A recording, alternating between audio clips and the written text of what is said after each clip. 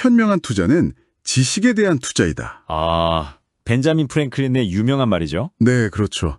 아주 오래된 말인데도 여전히 울림이 있어요. 오늘 딥다이브에서는요, 이 250년도 더 된 지혜가 지금 이 최첨단 인공지능 시대, 바로 여러분에게 왜 중요한지 한번 파헤쳐 보려고 합니다. 흥미로운 주제예요. 저희가 오늘 다룬 자료는 미래학자이신 손동원 박사님의 분석인데요. 아, 링컨 리더십 연구소 총재님이시죠? 네, 맞습니다. 미국 링컨 센터 인류미래 국제 세미나에서 발표하신 내용인데, 손 박사님은 사회학, 심리학 같은 인문사회 분야랑 AI 기술이 이렇게 융합해서 미래 리더십을 연구하시는 분이잖아요. 네, 그 분야의 전문가시죠. 그래서 이번 딥다이브의 미션은요, 손 박사님의 분석을 통해서 그 18세기 프랭클린의 핵심 원칙들이 오늘날 이 AI 시대를 살아가는 여러분의 학습이나 판단에 어떤 실질적인 도움을 줄 수 있을지 살펴보는 겁니다. 네, 아주 시의적절한 논의가 될 것 같습니다. 손 박사님이 5가지 핵심 원칙, 이른바 도그마로 정리하셨는데 바로 한번 들어가 볼까요? 좋습니다. 첫 번째 원칙은 바로 지식의 대중화입니다.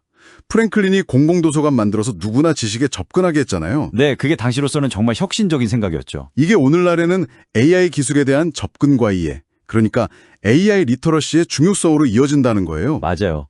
단순히 AI를 쓰는 걸 넘어서 이게 뭘 할 수 있고 또 한계는 뭔지 그걸 이해하는 능력이죠. 정보 격차가 자칫하면 새로운 불평등이 될 수도 있으니까요. 그렇죠.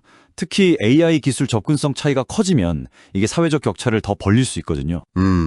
그래서 프랭클린이 지식 접근을 통해서 시민 역량을 키우려 했던 것처럼 이제는 모두가 AI를 이해하고 활용할 어떤 기본적인 소양을 갖추도록 지원하는 게 중요해졌어요. 네, 그게 AI 시대 교육 혁신의 중요한 방향이 되겠네요. 네, 그렇습니다. 자, 그리고 접근성만큼이나 중요한 게 두 번째 원칙, 바로 비판적 사고입니다. 아, 이건 정말 중요하죠? 프랭클린이 합리적인 이성으로 당시 만연했던 미신 같은 걸 타파했듯이 우리도 지금 AI가 쏟아내는 엄청난 정보 속에서 진짜와 가짜를, 또 유용한 정보와 편향된 정보를 가려내야 한다는 거죠. 맞습니다. 이게 생각보다 훨씬 더 어려운 일이에요.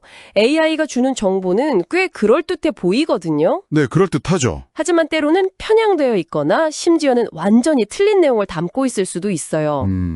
그래서 무조건 받아들이면 안 되겠군요. 네. 그래서 AI가 뭘 제시하던 간에 정말 그럴까? 하고 한 번 더 생각하고 스스로 질문하고 판단하는 능력, 이게 필수적입니다.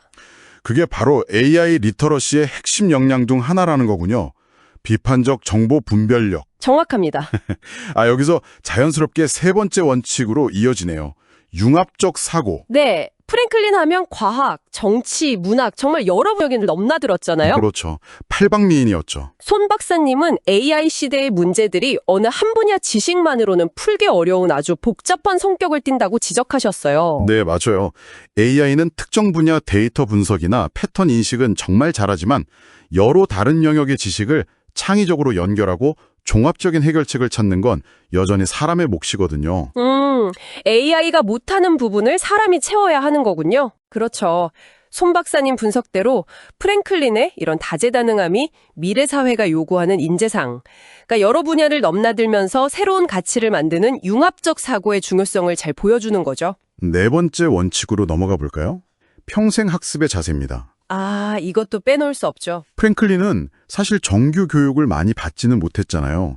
근데 평생 독학하고 또 학습 공동체를 통해서 스스로를 계속 발전시켰죠. 네, 정말 끊임없이 배웠죠. AI 기술이 워낙 빠르게 변하니까 우리도 계속 배우고 적응해야 한다는 건데요.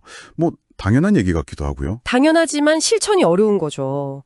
이제는 뭐랄까 학교 교육만으로는 정말 부족한 시대가 됐어요. 그렇죠. 기술 변화에 발맞춰서 스스로 필요한 지식을 찾고 꾸준히 학습 목표를 세우고 실천하는 그런 자기주도 학습 능력, 이게 정말 중요해졌습니다. 이런 지속적인 학습 의지야말로 이렇게 급변하는 환경에서 뒤처지지 않고 계속 성장할 수 있는 동력이 되는 거고요. 프랭클린의 삶 자체가 아주 좋은 본보기잖아요. 네, 그렇네요. 자, 이제 마지막 5번째 원칙입니다. 윤리적 리더십과 기술의 공공성 추구. 네, 기술윤리 문제 정말 중요하죠. 프랭클린이 피뢰침 기술 특허를 내지 않고 공익을 위해서 공유했던 일화는 다들 아실 거예요. 네, 유명하죠. 손 박사님은 AI처럼 이렇게 강력한 기술일수록 윤리적인 책임감을 갖고 올바르게 활용해야 한다고 강조하십니다. 맞습니다. 기술 자체에는 뭐 선악이 없다고들 하잖아요.